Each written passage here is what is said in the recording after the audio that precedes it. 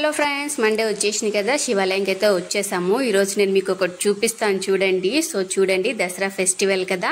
So అమ్మవార్లను అయితే ఇట్లా అలంకరించి పూజలు అయితే చేస్తారనమాట. సో నవరాత్రులు కాబట్టి 9 జంటలను అయితే పిలిచి 9 జంటలతోటి సో పూజలు అయితే చేస్తారనమాట. సో మొత్తము 18 అమ్మవాళ్ళ రూపాలు అయితే పెట్టిరు. ఎంత మంచిగా బ్యూటిఫుల్గా అలంకరించారు కదా. సో రోజు మంచిగా చక్కగా దీపారాధన అయితే చేసి 9 డేస్ ఈ దసరా ఫెస్టివల్ని చాలా బాగా అయితే జరుపుకుంటున్నారు.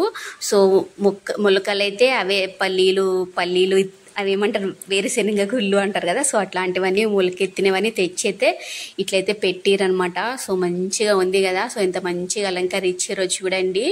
సో ఇక్కడ వచ్చేసి పూజలు అయితే చేస్తారనమాట. సో చిన్నగా గణపయ్యని దుర్గమ్మని కూడా ఇట్లా రెడీ అయితే చేసి పూజలు అయితే చేస్తారు. అండ్ ఈరోజు ఈవినింగ్ వచ్చేసి సరస్వతి అమ్మవారికి పూజ అయితే చేస్తారంట. అందుకోసం అని చెప్పేసి ఈవినింగ్ పిల్లలకి డాన్స్ అన్ని అయితే నేర్పిస్తున్నారనమాట. చిన్న ప్రోగ్రామ్స్ లాగైతే చేస్తారు. అండ్ మా పిల్లల్ని కూడా పూజకి తీసుకురామని చెప్పిండనమాట పంతులు గారు. అందుకని చెప్పేసి మళ్ళీ అంత పిల్లలకి స్నానం చేపించి రెడీ చేయించాను. కానీ బయట చూస్తే కరెక్ట్ 5:30కేమో ఫుల్ వర్షం స్టార్ట్ అయింది. నాన్ స్టాప్గా పడుతుంది. మేమైతే రెడీ అయిపోయి ఉన్నాం టెంపుల్కి వెళ్ళడానికి.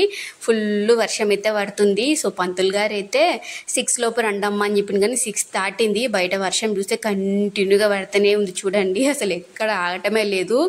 సో వెళ్తామా లేదా అనేది అర్థమే అవ్వట్లేదు. చూడండి, మా పిల్లలతో ఎప్పుడు మమ్మీ అంటున్నారు. సరస్వతి అమ్మవారి పూజ ఉంటుందంట రామన్నారు, కానీ వర్షమేమో ఎక్కడ వెళ్ళనివ్వట్లేదు. సో వెళ్తామా లేదనేది నెక్స్ట్ వీడియో కంటిన్యూ చేస్తాను చూడండి.